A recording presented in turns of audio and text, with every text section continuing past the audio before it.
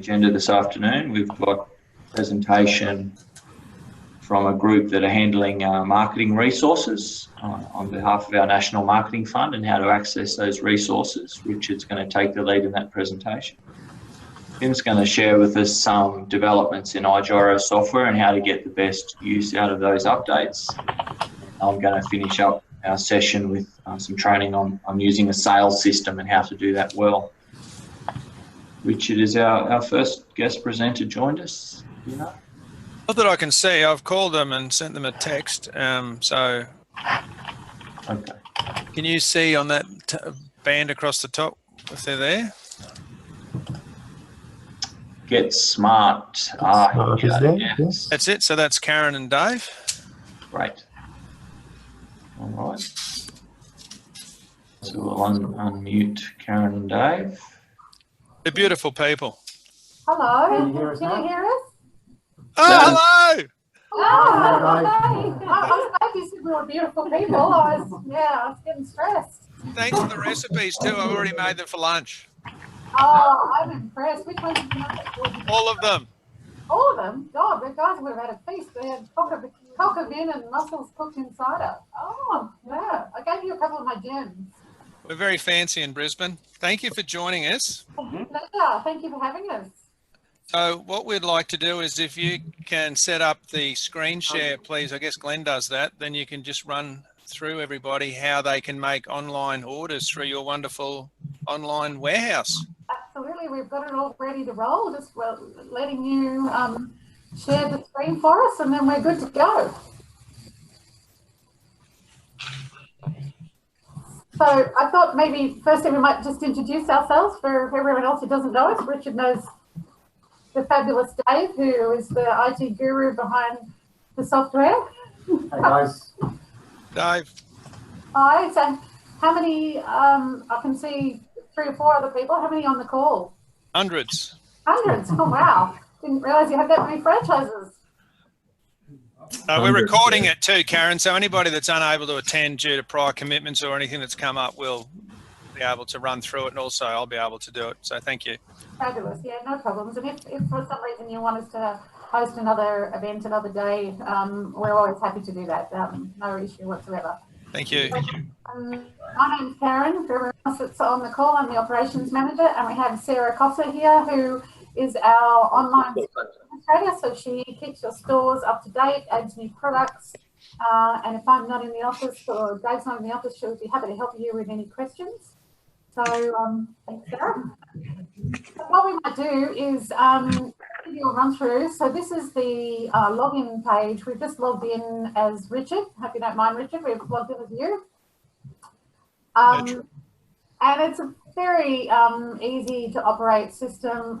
The tabs across the top are reasonably intuitive. This particular layout is the administrator layout, so it'll have some extra tabs that all the other franchisees might not have, which is, for instance, the administration tab and reports, which you really don't need. They're more for when we assess, you know, the stock that goes through the stores, and we might want to catch up with Richard as to say, well, what products have gone really well for you? When do you need to top up orders? That sort of thing. So those 2, administration and reports, I won't dwell on too much today. So really, once you've logged in and you all have, Richard, have you shared all the logins yet, or will that happen after this meeting? Happening after the meeting, Karen. Okay, lovely. All right. So you'll get your own individual login and ID. And once you do that, you come into this home page. And then all you have to do is click on the order button. And you'll see that there's a visual representation of the products that we have in your store. You can click on this view all button. For instance, you might, as the products develop, you might add other things like a cap or a polo shirt or all sorts of other products that you might see in the future, or even feather flags or outside the home displays or promotional banners, etc. So we can pretty much develop any product that you're after that's branded.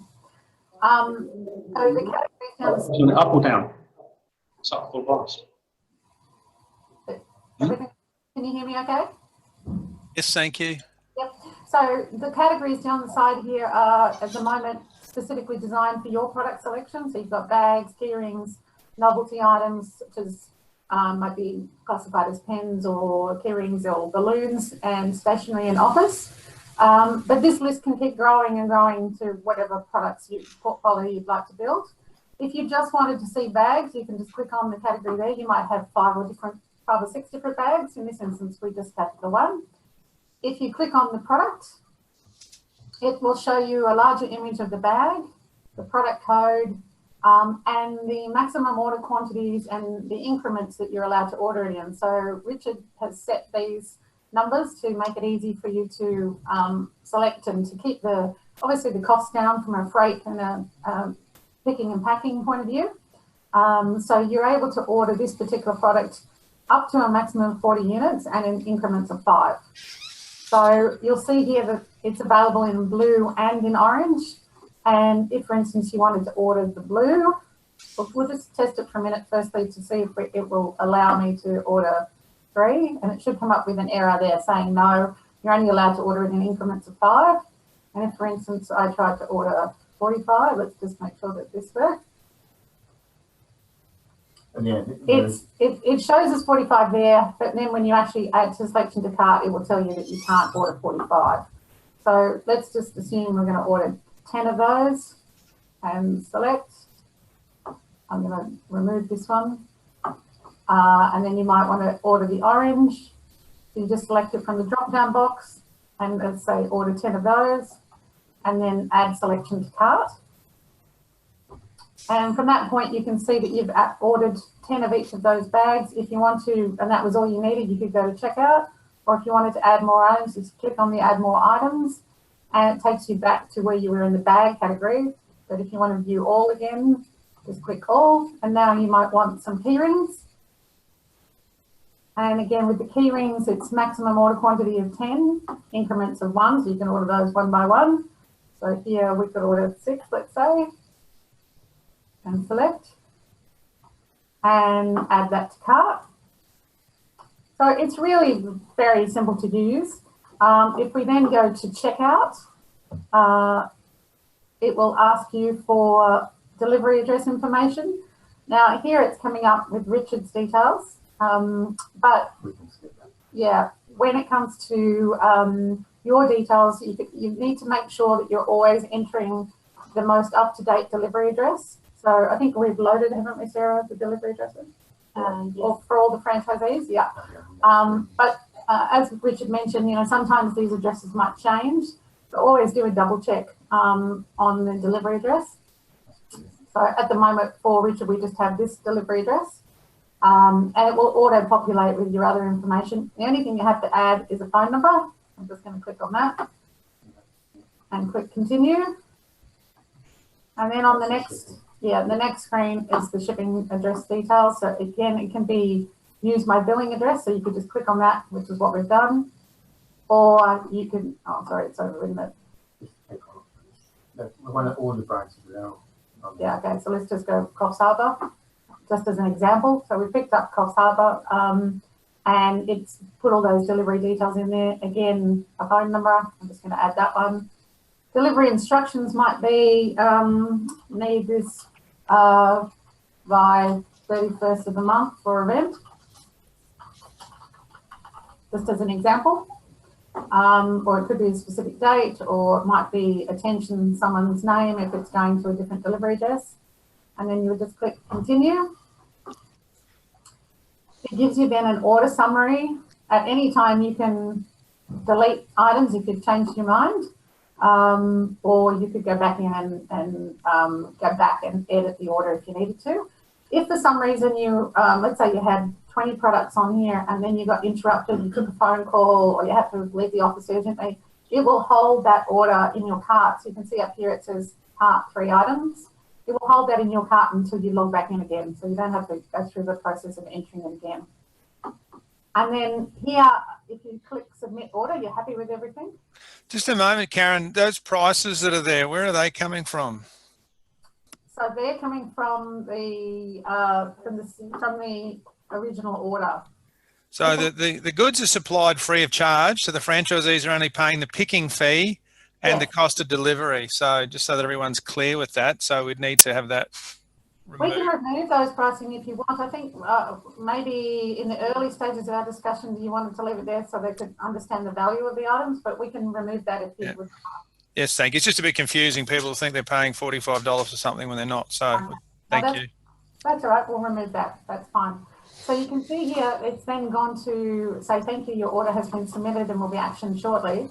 When the franchisees process their order, there will be one further step in the process, which goes to Richard for authorization, and it's an approval process. So here it would read, your order has been submitted and is awaiting authorization by Richard Remner. And then Richard receives an email with a link in that. He clicks on that link and says approved or rejected. I don't know if there would ever be a reason why you would reject it, but if there was a reason it was rejected, he would put a reason code in there, like an explanation. But in most cases, it would just be approved, and then it would come through to us at our warehouse, would pick, pack, and ship the goods immediately. So normally they go out within 24 hours. But if there was any urgent events or anything, you just need to put those notes in the order as you go. If you then wanted to know the status of your order, let's assume that it was waiting Richard's authorization, you can click on this track button. And at the moment it's saying order received because Richard's processed it. If it was pending authorization here, it would say pending authorization. Or if it had been dispatched, it would say dispatched. And then you can click any of these little icons, you can click in and view the details of the order. Or you can print the order. Or you can click on, more details of the tracking. So processing order. And then, for instance, if that order had been picked and packed, there would be consignment details so that you could also track that if you wanted to. Then the other tabs along here, stock, order history, product history, are really if you just wanted to see how much stock was in the store. So that order that I've just processed, I'll go in and cancel that to put the stock back to its correct figures. But at the moment, after that order was processed, it's showing what the remaining stock is. For instance, in the bags where there's multiple colours, you just click on the detail button again and it will give you the breakdown by colour. Same with the pens. Then the others are just order history. So let's say, for instance, you've processed, 3 orders. They would all be listed here as to how many have been processed. So in this case, there's only been 1 order processed by Integrity Franchising Proprietary Limited. But let's say Richard had processed 5 orders. It would list 5 there, and then you click on the details and it would give you the details of every order. If you were interested in the product history, then similar situation, you'd be able to look it up by product. And there's also lots of search functionality, so you can search by date range. So let's say in 12 months' time, you wanted to check what orders you processed in the month of June, end of financial year. You can put in date range, or you can search order number, etc. So there's a lot of easy functionality there. Are there any questions so far?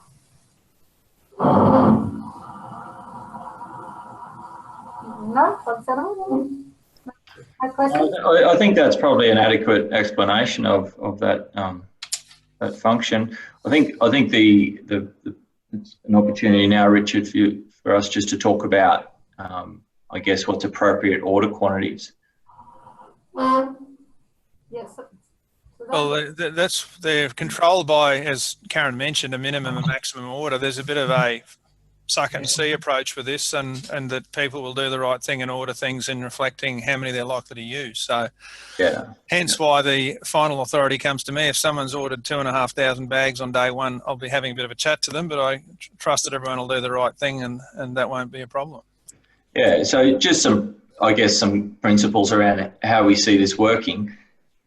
It's drawing from our national fund that we all contribute to. So the fund's obviously a finite resource that we're using for other things as well. So keep in mind, you're not likely to want to put a bag in the hand of everyone that comes through the display home, for example. Otherwise, it's going to exhaust this resource quickly. So just be strategic around how you use the resources, hand over gifts, genuine inquiries that are going somewhere. You might draw on this resource. So be sensitive to that and get some good value out of it. And just to be clear, so it's you pay a $10 picking fee plus GST per order, and then the cost of the transport / freight, and that will be invoiced through the service hub. Yes, at the end of the month, we will process those, consolidate all the orders and give you a summary of those, and it'll be order by order. We'll keep the costs down as much as possible, especially when it's small items like bags and keyrings and things. We can send those via Star Trek Express, so therefore the freight costs are very economical. Or if it was a big order of bags and all the components, it would probably go via Toll IPEC. But again, we have very good freight rates with all those, so the costs are always kept to a minimum.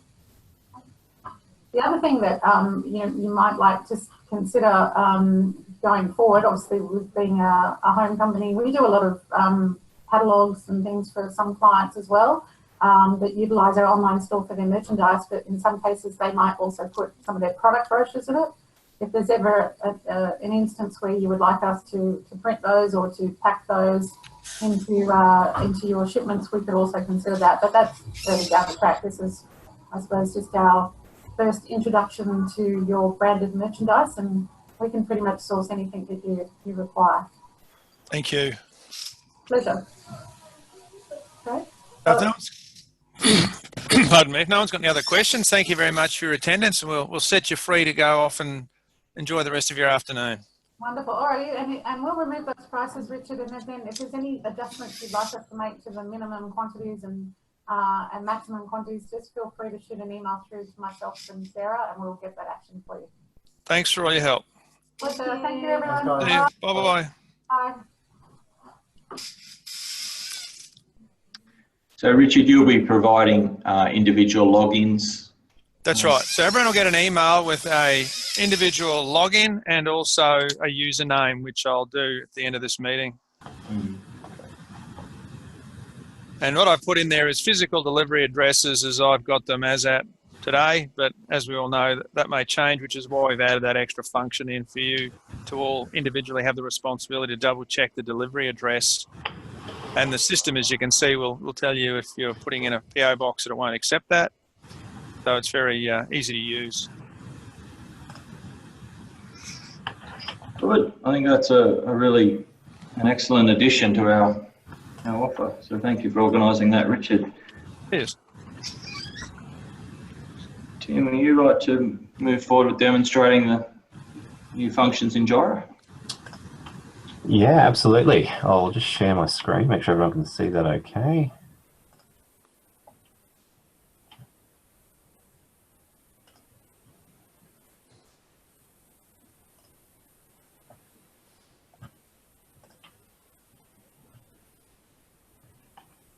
Okay, can everyone see a gyro screen there at the moment? Yes. Yeah, that's clear. Thank you. Okay.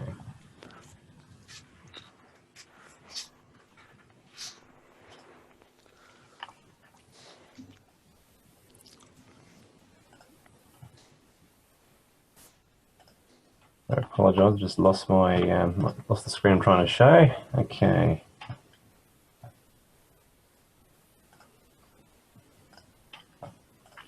Okay, so the changes I'd like to go through, so the recent update that we've had are primarily around iProx and some new features in that.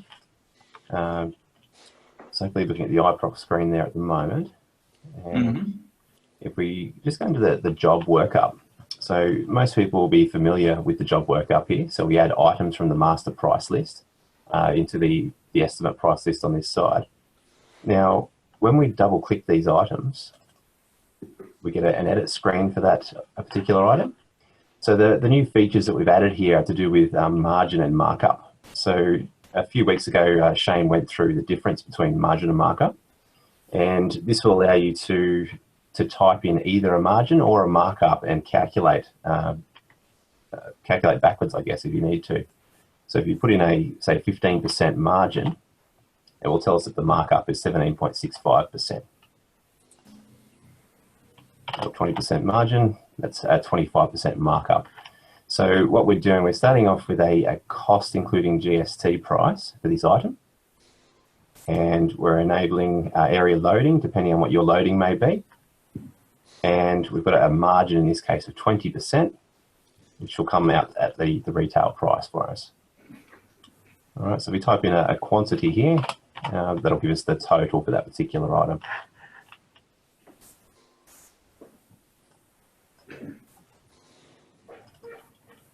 Alrighty, so that just enables you to get a little bit more control over the pricing of your items here. So another feature alongside that is to do with our master price list. So at the moment, our master price list is assuming a 20% margin. So that's what all of our master items are set to. Now, as a franchisee, you could potentially set that to something different to that. So if you wanted to run it, say 19% margin or 21%, you can change that yourself from the tools menu. So if we go into group edit, we'll have an option here to override the margin. So if it's set to 0, you'll be using our default 20% margin. But if you want to run your business at 19%, we'd set that here, hit save. And one thing to note is that once you do change that, these figures won't change straight away until you close this screen down or restart Gyro. So I'll just quickly do that now.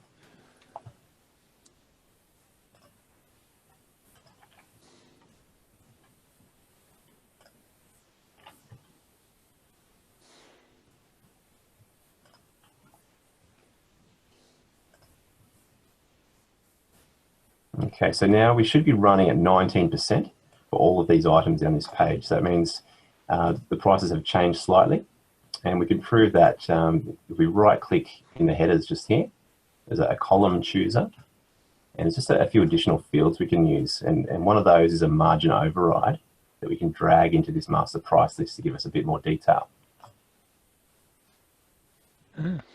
All right, so this margin override, you don't need to do this. This is just as a proof of concept here to show you what's actually happened here.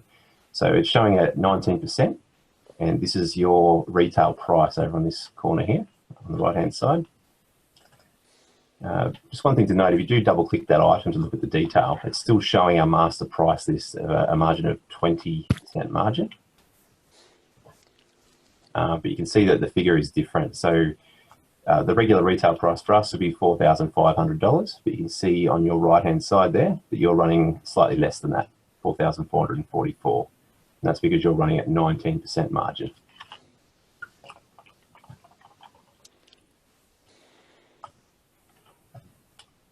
Okay, so this particular feature here, you can see that there's a bold or some bold items here. So 350. It's just meaning anything that's bold is different to the master price list. So since we've changed our price to 19% or our default margin to 19%, just about everything in this list is turned bold, indicating that it's different from the price list. So I double click that item, we can see that that's running at 20%, which is, that was the margin it was running at when you copied that item into your estimate. So that bolding function has always been there. So it's been there for quite a few years now. You may or may not have noticed that. But a new feature added alongside this margin is this right-click menu here. We right-click an item. There's an extra item here that says Update Items from Master. So what that'll do is any items that you've selected, it will interrogate that master price list on the right-hand side and work out the terminology using the descriptions and in the pricing and match that to the master. So I update that now. It's popped up this little screen, so we can choose to update the item name and description if we'd like to, or we can uncheck them to not change them. All these items here that are ticked are permanently set, and so they will be updated directly from the master price list.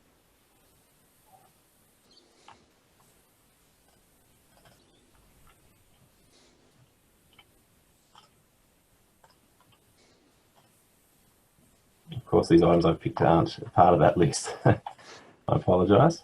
So if we add some items here, I'll just show this example here again. So if we change some of this text,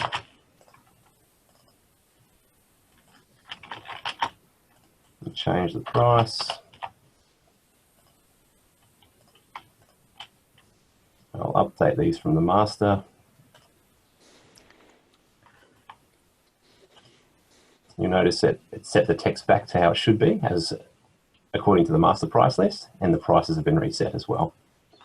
So we can do this for the entire price list. So if we click on the very top item, scroll to the very bottom, we'll highlight everything. So I've shift-click the bottom item to highlight everything.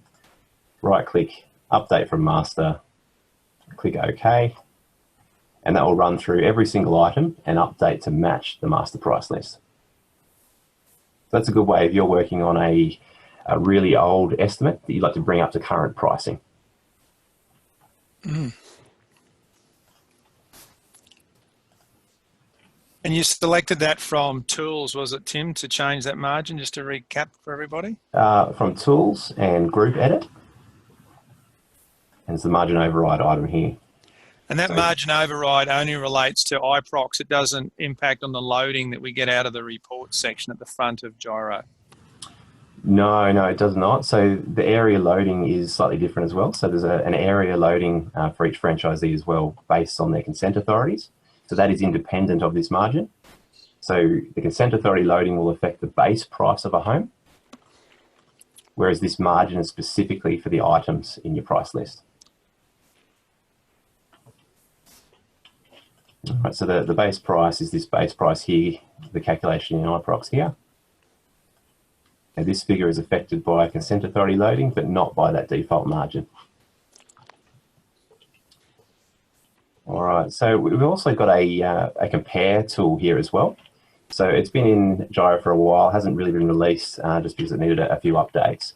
But it's time now, it's had some upgrades in the last release and it's ready for everyone to use. So if we click on this compare tool, what this does, it gives us a few drop-down boxes so we can compare different iProxes. We'll just jump back for just a second. When we select an iProx, as you're progressing through, it's good practice to copy your original estimate between each round. So you can, for round one example, we label that as round one. We'd copy a new iProx before starting the estimate on the round two price and continue on through round three, round four. So that gives us an option then that we can compare between those iProxes with this new compare tool. So there's two drop down boxes at the top. We can compare round three with, say, round one. Hit the compare button. And this will give us a number of tabs here. So it's telling us that round three has 20 new items on this tab as opposed to round one. It's missing these two items. So these particular items here have been deleted from the round one price. It's 36 identical items here. So no changes between round one and round three. And 75 different items. Okay, so if we scroll across, we can see there's quite a few fields here that it's comparing. And anything highlighted in red is a difference.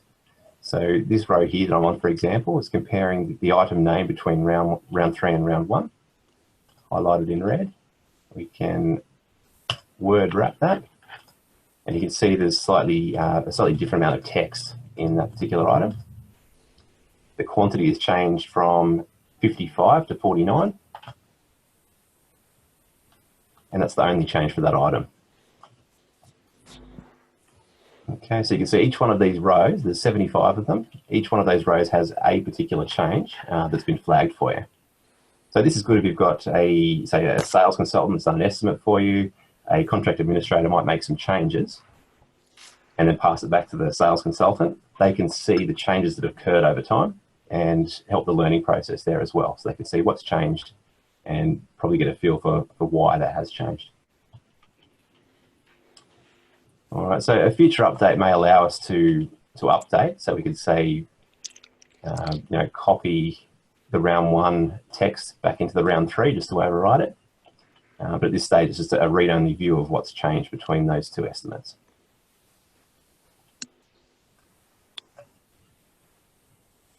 All right. So that covers most of those changes there. Is there any specific questions anyone has on those?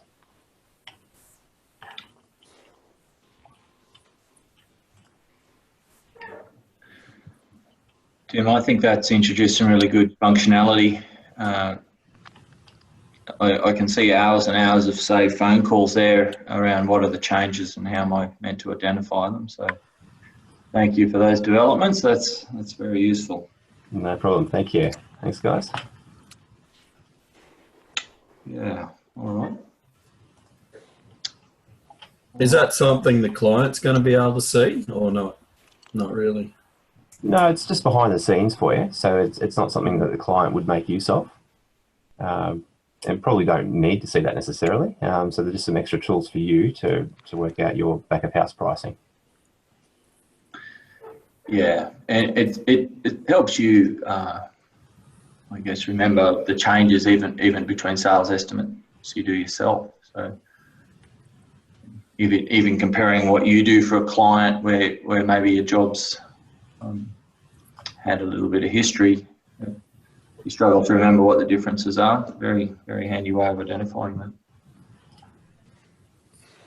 At the moment, the current system, as you said, work on the 20% margin. Mm-hmm. When you change that to provisional sum, you can also change that percentage.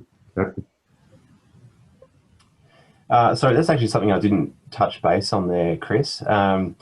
So provisional sums work slightly differently. So you can, historically, it's been based on 20% margin. With this new figure here, per line item, you can change that percentage. So you can change it to 15% for that particular item if you wanted to. And it's that 15% margin that will be added to your base price. Oh, okay. All right, so it'll either run off your override margin that you've set, or you can, in each estimate, you can double click it and change that margin for that individual PS item. Okay, thank you. Okay, thanks, Chris. Yeah, all right. Thank you, Tim. Like, if anyone wants to circle back with any questions about that, no problem. We'll have another question time at the end of our session. So I wanted to just take the opportunity to share some development work we've done in the sales process, because if any of you have worked in a sales role, and the reality is all of us are in a sales role, you'll know how inefficient the sales process can be. And we've really put some time into developing a sales system that you can follow in a structured way moving forward. Because in your business, it's very important to put a system in place and then get a team to manage your system. If you're going the other way around, where you say, well, I've got a sales problem, I'll get a salesperson to help, I think you're often adding significant unnecessary cost. And I am seeing that in some of our franchisees, where they're adding a people solution to a problem. And of course, a people solution would be a very expensive way to approach it. And given there's so much inefficiency in sales, a people solution can add significant cost that's often not justified. So I wanted to talk today about systemizing the sales process. And once you've systemized your sales process, then you can get a people solution to manage that process.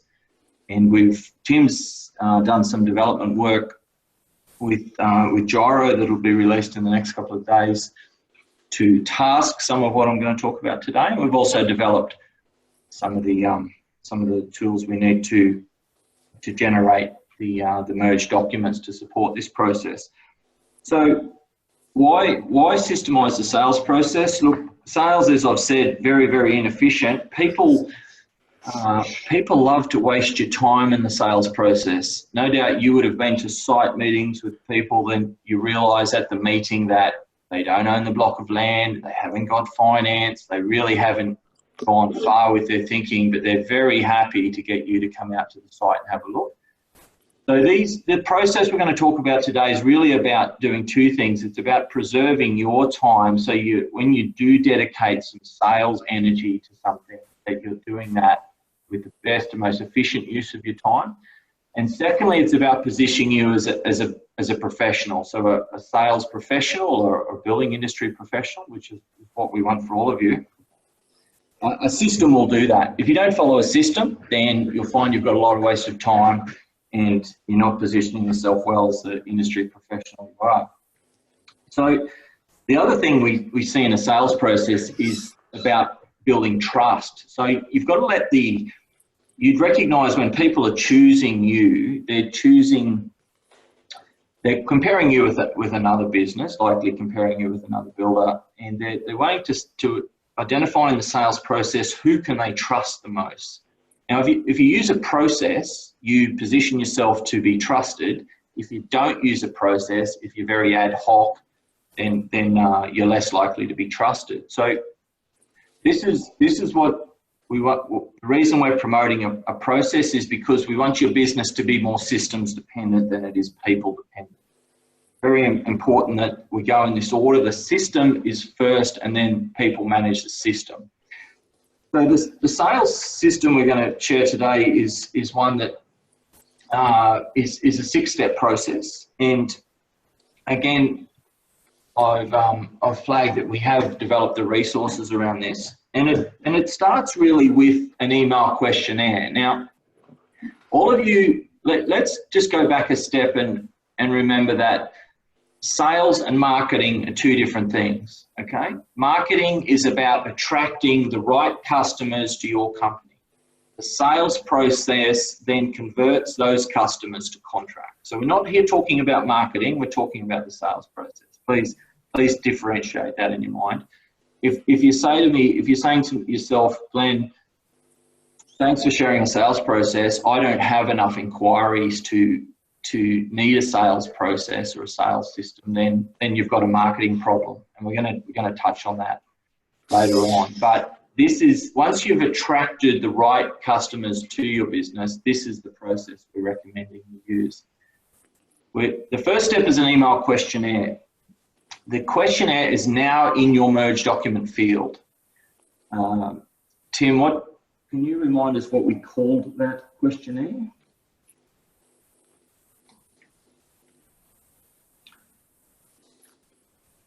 I believe it's the new... Sorry, Glenn, I was on mute. New Client Enquiry, it's called? New Client Enquiry, beautiful. The New Client Enquiry is a merge document now.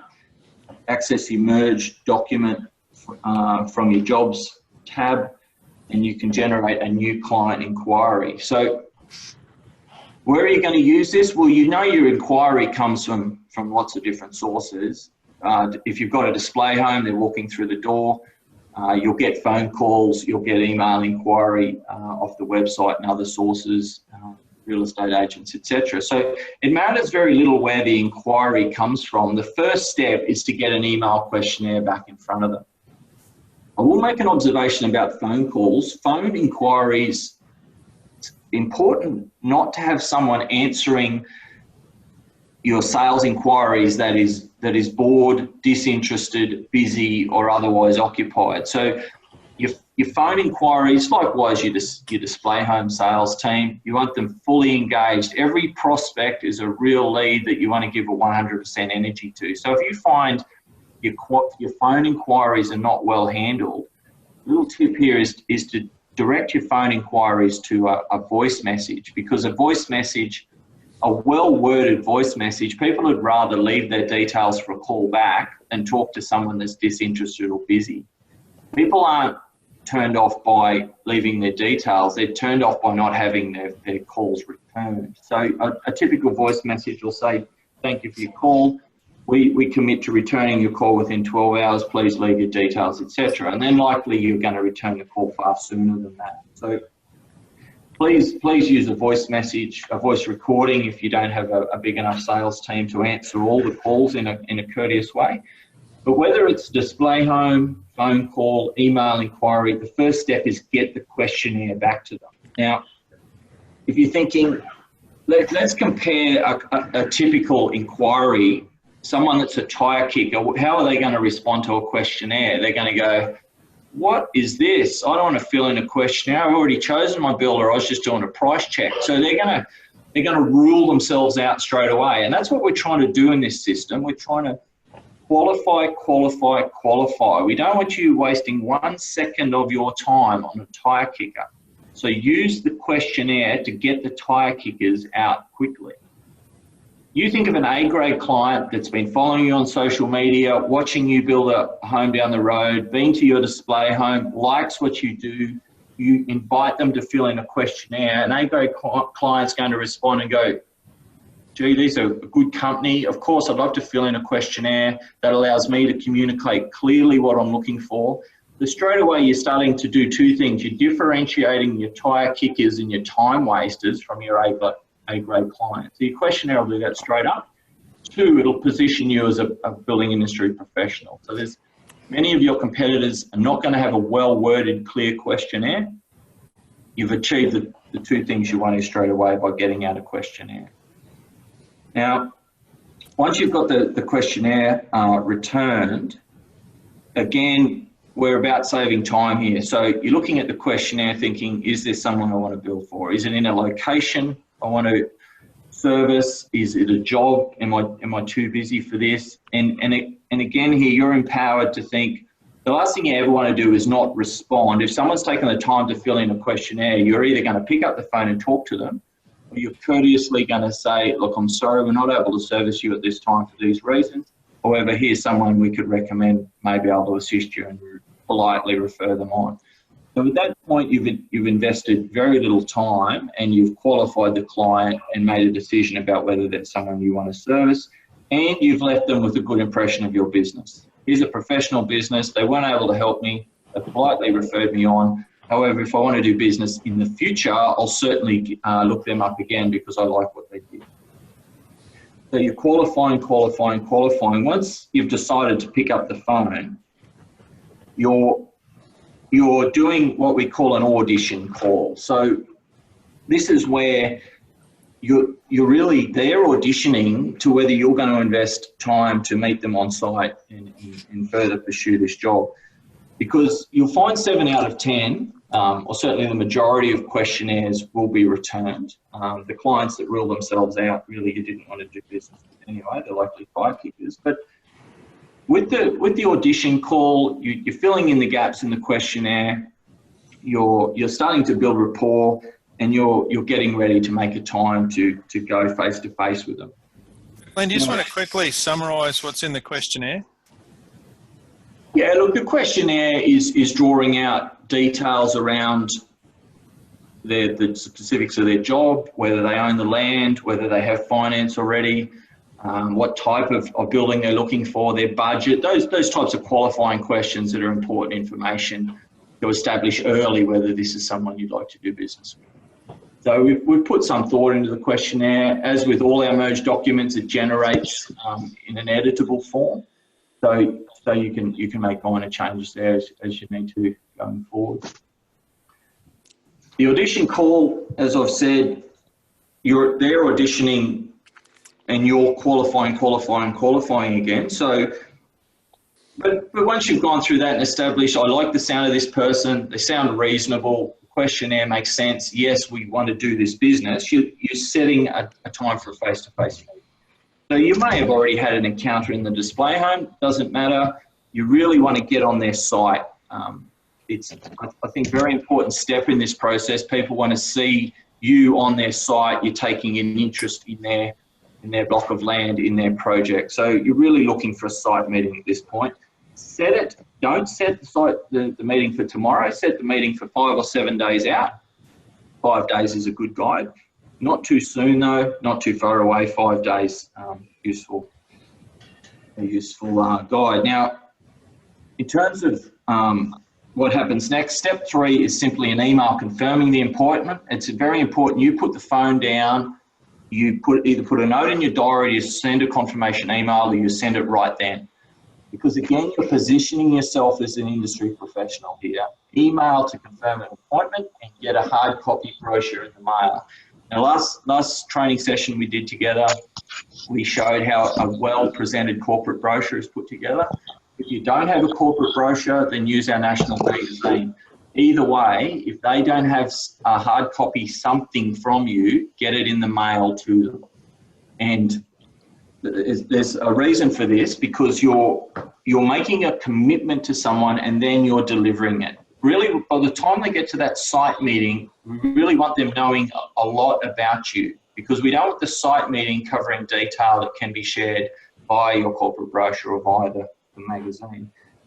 And again, it's about positioning. So you making them a commitment to send them something, and then you deliver that. So many other people they're dealing with, they're going to be thinking, give me a reason to trust you. But if you follow this process, you're making commitments, and then you're delivering on those commitments and building trust all the way through.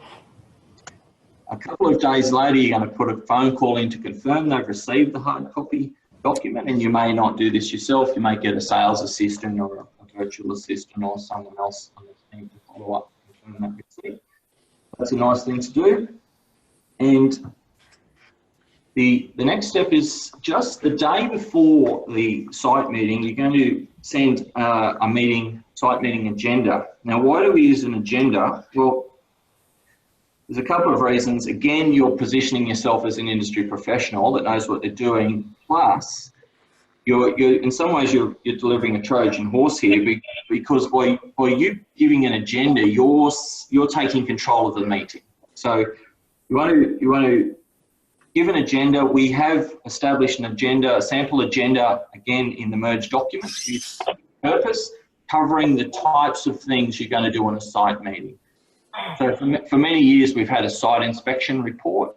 At the meeting, you're going to be going through the site inspection report. But you're also going to be, again, going over the client questionnaire, introducing them to your client portal into Gyro that they'll have access to if they move forward, looking at what sort of services they might already have with their survey or geotechnical report or drawing. So you're going to go through all those things and use your agenda for that purpose. So send the agenda. Again, your client's going to look at that and go, wow, these guys are really a professional building company, and we're looking forward to meeting them the next day. So by the time you get to the site meeting, you've committed to multiple things that you've demonstrated delivery on, and your site meeting then becomes an opportunity to do a few things. Firstly, with any site meeting, if this is the first time you've been in front of the client, and in some situations it will be the first time, you're going to be looking to build.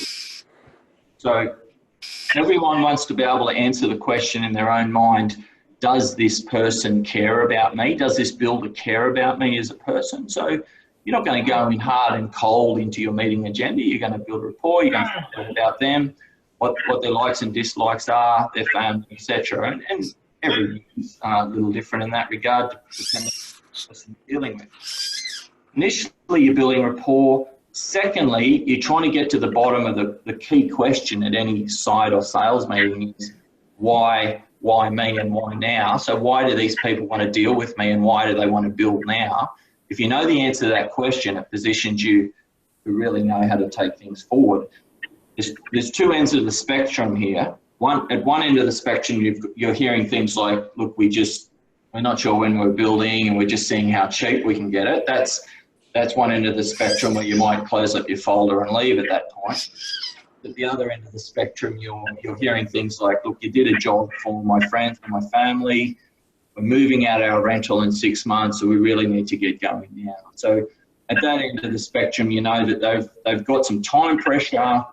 They already know about you, and they've chosen you, and you can really position yourself at that point with the price and your product offer. So that's where you want to come away from that site meeting with an understanding of why me, why now, and ideally a signed preliminary agreement. So you have the preliminary agreement that many of you would be familiar with.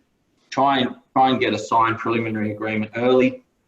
Many builders still don't use preliminary agreements. We've been using them for years and years, and it really helps people move things forward if you offer a preliminary agreement service. So you don't want to be sending them away to their own draftsman or engineer, etc. Try and offer those things in-house as a value-added service. So we have developed, Tim hasn't got this in the task list yet, but in the next week or so, these things will be in the task list for you to follow through. And we've also developed the merge documents to support that process every step of the way. Now, I just want to finish by saying, if you're still thinking, Glenn, I don't have a sales process problem, although thank you very much for giving me that. I have a marketing problem. I'm just not seeing enough clients. Many of you will have remembered Rich attended one of our conferences a couple of years ago, and he brought to us, Rich Latimer from Rich Training, that is, he brought to us an email marketing system at the time that had some value, and Tim actually developed a product that many of us use. I connected with Rich recently because Rich has now developed a managed for you digital marketing solution that's I think industry leading. And if you've got a real challenge around doing your marketing well, and I'm talking to you if your team isn't big enough to do this well. There's some franchisees in our group that are doing this quite well, and I'm thinking of Adelaide and the guys in the South Coast, and Darren in Brisbane are starting to do this very, very well. But there's others that are thinking, Glenn, we don't have a display home. We're not doing marketing well. We don't have a team that's big enough. How do we get a good digital marketing solution? I encourage you to connect with Rich, because I think the value proposition with Rich's business is quite unique. And for half of what it's going to cost you to put a staff member on, Rich will build you a solid marketing solution over time. As with anything, it's an investment, takes a little bit of time. But in time, you can have a good overflowing pipeline of A-grade clients coming to you. Then you're starting to use the sales system I just shared to use your time efficiently in terms of who you engage with and qualifying people appropriately. Because you be very, very careful. If you don't follow a system with your sales, you'll invest an inordinate amount of time by either yourself or paying someone to do that role for you, and it's time that's wasted. So if you're having challenges and like a digital marketing solution, I'd refer you to Rich and what he's doing. And now I'd like to open up to any questions. If anyone's got any questions about the use of the sales system or anything else we've talked about today. Glenn, it might be worthwhile pointing out that the questionnaire that you're talking about we could email out to the clients could be automated as part of Rich Training or any other EMS system like ours. Yes. So as we get a lead, any leads going to Gyro automatically end up in the EMS and could automatically send out that questionnaire. Right, yes. So Tim, maybe now I've finished my screen share, you can just demonstrate how to access those that questionnaire on the merge, please, on the screen. No Would you have spoken to them though before that automatically goes out? Like, look, it really differs, DJ, whether you've just got an email inquiry. As Tim said, an email inquiry could just go straight back with an email questionnaire. There will be situations, certainly in display homes, where you're hosting them and you're talking to them, but you're trying to limit the amount of time you're investing in someone until they're appropriately qualified, and the questionnaire will really help. Yeah, okay. Yeah. Can I suggest that we call it new client questionnaire, just to make it easier for people to find when we're doing this initial move? That shouldn't be a problem. I don't think there's any problem with that at all. Yeah. Thank you. And the site meeting agenda, we didn't actually find out what that's called. Is that actually called that in merged documents? It is actually called that. It's called site meeting agenda. That's right. Excellent. Thank you. And we also have one called Site Report. That's still an old version. We've got some updates to make to that, which will happen very soon as well. So that's the information about the reports and existing information. Yeah, so the site specific. So when you're on site and you're talking to the client on their block, you can look through that report and tick off anything that needs to be ticked off or itemised. So Tim, let's just generate both of those reports so we can see those on screen, just to reinforce that. So the idea here is you load up your job, click on the merge docs, and you can use the filter at the top here to search for the merge document you're looking for. So in this case, we're looking for the new client inquiry, client inquiry form. We'll select that one, click on run merge. At this point, remember, guys, you've got a name, you've got an email address. So that's all you need to create a job and to generate this form.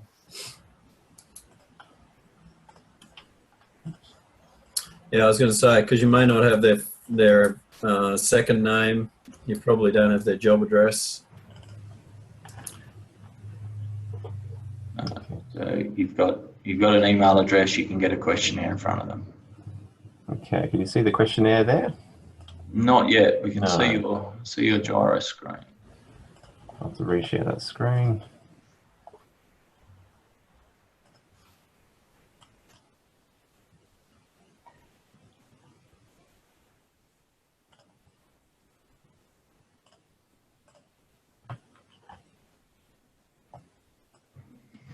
How about that one? Are we looking at that one? Yeah, you can see that now. Thank you, Tim.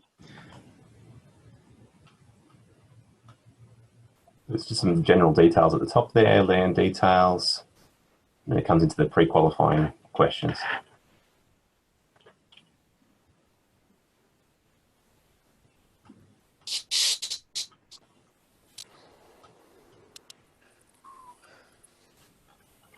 Some simple questions that allow you to know whether this is someone you want to deal with, and also position you as a professional. And likewise, the meeting agendas in there. Encourage you to edit the meeting agenda to suit whatever's coming out of both the audition call and the completed questionnaire, because of course each meeting is going to be slightly. Okay, I'll just generate the site meeting agenda. So can that form be just, I guess, either would you send it as an attachment, or is this something that should be in a Google form so that you can actually send it back? It's in Word, so you can edit it, of course. But once you've used it a little bit and become familiar with it and comfortable, yes, it could go to a Google form. Ideally, it goes out as an attachment in PDF with editable fields, and that's some development work we've got to do at our end. But you can see we intentionally use it in Word, so it's very editable initially. Mm. Yeah. So just to pick up what your presentation was, Glenn, you made the comment about sending a follow-up email with the time and place. We've also included that facility into the site meeting agenda, so it's reinforced. Mm. Mm. And the tasks will be in the task list. So you can, again, we're very keen to put a process in place here. So if you grow your team and put someone in a sales support role or a sales role, you can clearly identify the process here and then track that it's being used. And have a way of reinforcing that process by the task list. And Michael here, just asking, I just tried to download from Merge Docs. It doesn't come up yet. Is it not open in the system yet, or is there? Just uploaded today, so just have to close Gyro and reopen, and it'll download as a new merge. Okay, thank you. My pleasure. Any final questions on that, or Tim or Richard's presentation today?